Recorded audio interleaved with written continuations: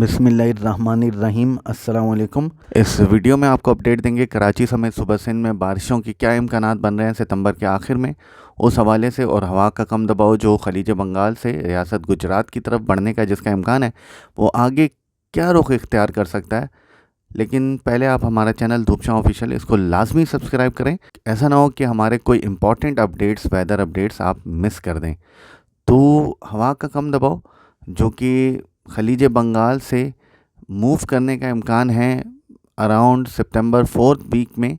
ये 27 से 28 सितंबर के दरमियान ये रियासत गुजरात तक इसका पहुंचने का इम्कान है। और जब ये रियासत गुजरात तक पहुंचेगा तो यहाँ से इसके 3 ट्रैक्स पॉसिबल हैं, जो कि मैंने इस मैप में आपको बता रहा हूँ कि ये 3 ट्रैक्स क्या हो सकते हैं इस हवा के कम दबाव के। इस हवा के कम दबाव के बारे में आपको ये बता दें कि जब ये रियासत गुजरात के करीब पहुंचेगा तो इसके जो ट्रैक्स हैं उसको इन्फ्लुएंस कर सकता है एक वेस्टर्न डिस्टर्बेंस सिलसिला, जो कि पाकिस्तान के शुमाली इलाकों से गुजरने का इम्कान है एट द सेम टाइम। और ये जो है इसके इन्फ्लुएंस की वजह से इस लो का जो ट्रैक होगा वो पहले शुमाल मगरिब की तरफ और दैन शुमाल की तरफ और दैन शुमाल मशरिक़ की तरफ भी हो सकता है। लेकिन ये अभी हम डिस्कस करते हैं कि इसके 3 पॉसिबल ट्रैक्स क्या हो सकते हैं। पहला जो ट्रैक है उसमें ये हो सकता है कि रियासत गुजरात से शुमाल की तरफ मूव करे और दैन राजस्थान से होता हुआ ये शुमाली भारत की रियासतों की तरफ ही मूव कर जाए, यानी दिल्ली वगैरह की तरफ या उत्तर प्रदेश की तरफ मूव कर जाए और इस तमाम इलाके में ये मौसलाधार बारिश का सबब बने। जबकि इसका जो दूसरा ट्रैक है वो ये हो सकता है कि ये कुछ बहरे अरब की तरफ मूव करें, यानी वेस्टर्न डिस्टर्बेंस थोड़ा सा डिले हो जाए और ये जो है वो बहरे अरब की तरफ मूव करें। वहाँ पर ये थोड़ी सी स्ट्रेंथ गेन कर सकता है। शायद बहरे अरब का टेम्परेचर अभी इतना साजगार नहीं है, लेकिन उम्मीद है कि जब तक ये हवा का कम दबाव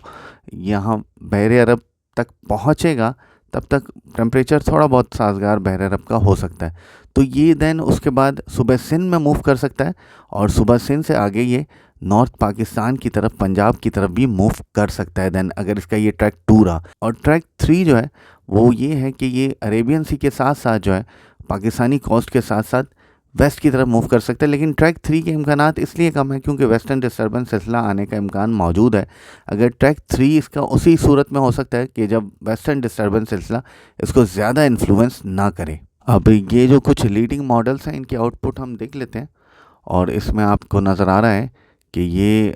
ECMWF मॉडल है और इसके मुताबिक जो है हवा का कम दबाव राजस्थान के करीब आकर दैन ये सूबा सिंध में इंटर होने का तो इम्कान इसका नहीं है, लेकिन ये जो है सूबा सिंध के पास से जो है दैन शुमाल मशरिक़ की तरफ मूव कर सकता है। लेकिन सूबा सिंध में वेस्टर्न डिस्टर्बेंस की वजह से, जो कि पाकिस्तान के शुमाली इलाकों से गुजरने का इम्कान है, इसी दौरान एक इंटरेक्शन डेवलप हो सकती है इस हवा के कम दबाव और वेस्टर्न डिस्टर्बेंस में, जिसके बायस जो है कराची शहर में इंशाल्लाह उम्मीद है कि बारिशों का इम्कान बन जाएगा और सूबा सिंध के लोअर एरियाज़ में भी बारिशों का इम्कान बन सकता है, क्योंकि अभी तक लो प्रेशर खलीज बंगाल तक नहीं पहुंचा। वंस ये खलीज बंगाल तक पहुंचता है और रियासत गुजरात तक आता है तो चीज़ें बहुत ज़्यादा क्लियर दैन होना शुरू हो जाएंगी